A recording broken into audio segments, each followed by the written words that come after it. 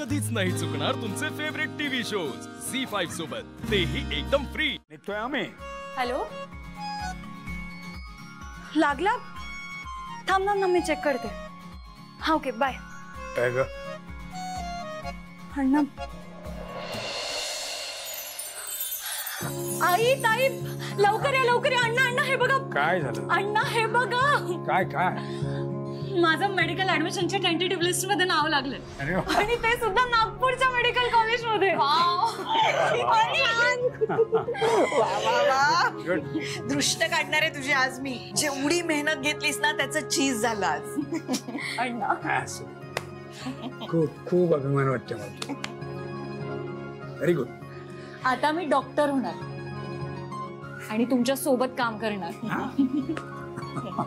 Congratulation. खूप great आहे अमूल्या. मी अभ्यास करत असते ना तेव्हा सगळ्यांना ताण असतो. आई हे दे, अमूल्या ते दे. पण तू हे सगळं किती सहजपणे केलंयस. म्हणजे रात्रीची जागरण करून, ऑफिसची कामं करून. I am very proud of you. Thank you. बरं चला, मी आहे ना आधी ऑफिस मध्ये जाते. दादा, वहिनी, वेदांत सर सगळ्यांना एक गुड न्यूज देते. ते सगळे खूप खुश होतील. बरं एक लक्षात घे. आता ही नोकरी सोडायला लागेल तुला. हा, म्हणजे तसं वेदांत आणि सार्थकला कळवून टाक. म्हणजे तुझ्या जागी कोणाची तरी दुसऱ्याची नेमणूक करतील ते. हे मेडिकलचा अभ्यास सोपा नाही. खूप मेहनत घ्यायला लागते. हा, अरे जेमतेम 5 तास झोप मिळाली खूप आहे, नशीब समजायचं. मग अण्णा, पण मी दोन्ही गोष्टी मॅनेज करेन. दोन्ही? काय वेडी आहेस का तू? अंदाज आहे का तुला काही अमूल्या? अगं पहिलंच वर्ष 18 महिन्यांचं असतं. मग नाही आणि तू अर्धा दिवस ऑफिस मध्ये असणार, अभ्यास कधी करणार आहेस तू? 5-5 हजार पानं वाचायला लागतात. कधी वाचणार तू? मेडिकल सायन्स सतत अपडेट होत असतं बाळा.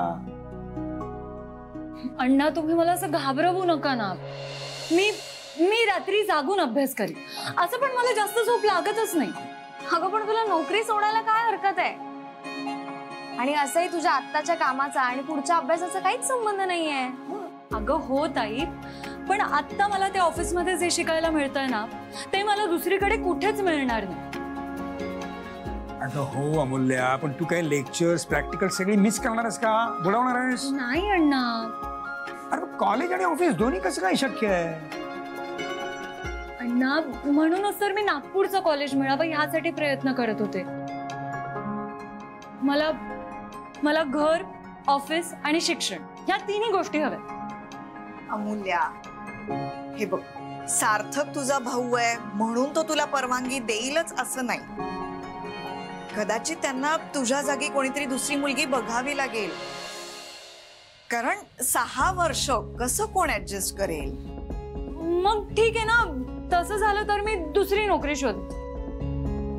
अरे पण का हा अट्टाहास कशासाठी? कारण अण्णा, मला माझ्या शिक्षणाचा भार तुमच्या दोघांवर टाकायचा नाही.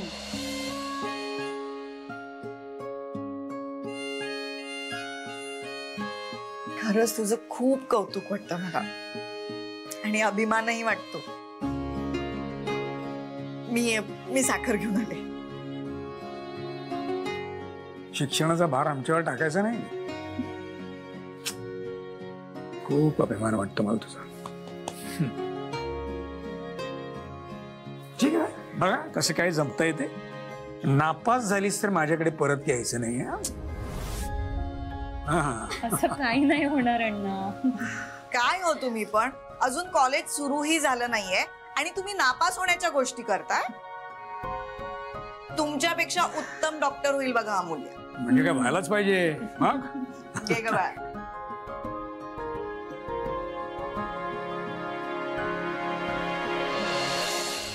लिहून घे, मंगळसूत्र मम्माचं डिपार्टमेंट. हे सगळं काय चाललंय? दादा, वहिनी, बरं झालं तुम्ही आलात. वहिनी, अगं मी कधीपासून तुझी वाट बघते माहितीये का तुला? वहिनी, कपड्यांचं डिपार्टमेंट तुझं आहे. ओके दादा, वहिनी, तुम्ही दोघं जण मिळून लग्नाच्या मेन्यूचं बघा. ओके सारिका, 1 मिनिट, तू काहीही बोलू नकोस आता.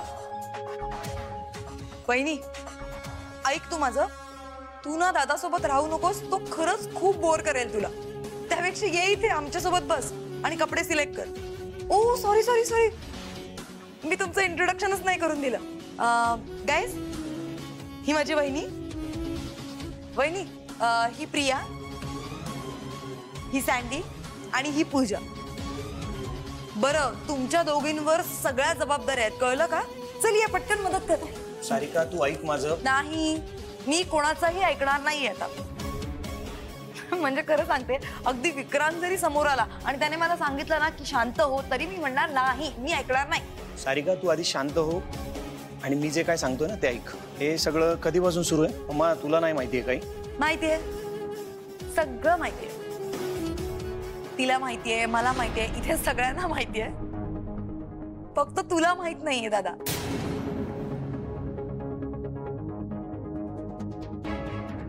दादा, फायनली मी विक्रांतची बायको होणार आहे. हो अरे, म्हणजे ती आरती होती ना, तिने लग्नाला नकार दिलाय आणि पळून गेली ती. कळतंय का? आणि एक मिनिट, यावेळी मी काहीही केलेलं नाही, नाही तर म्हणशील की तूच काहीतरी केलं असशील म्हणून. सारिका तू आधी शांत हो आणि मी जे काय सांगतोय ना ते नीट ऐक. आरती निघून गेली होती, हे सगळं खरं आहे, पण त्यानंतर बरंच काही घडलं जे तुम्हाला कोणालाच माहिती नाही. काय माहिती नाहीये? अरे विक्रांतच्या आईने. आरती आणि विक्रांत घरी आले. त्या दोघांचंही लग्न होणार नाही असं त्यांना वाटत होतं, पण वेदांतने पुढाकार घेतला.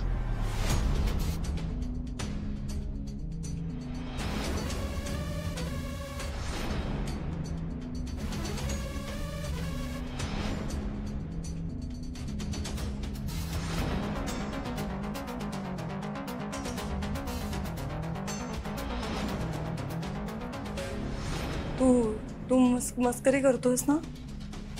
नाही, खरं आहे सर. नाही नाही, खोटं आहे, खोटं आहे. मामा मामा मामा ऐक ना, याला प्लीज सांग. हा मस्करी करतोय माझी, याला सांग ना. अशी मस्करी मला करत नाही आवडत. खोटं बोलतोय. सारिका मी खरं बोलतोय. नाही नाही, तू खोटं बोलतोस. विक्रांतच्या आईने मला त्यांच्या घरी बोलवलं होतं. अरे त्यांनी मला घरी बोलवलं होतं. मला मिठी मारली होती.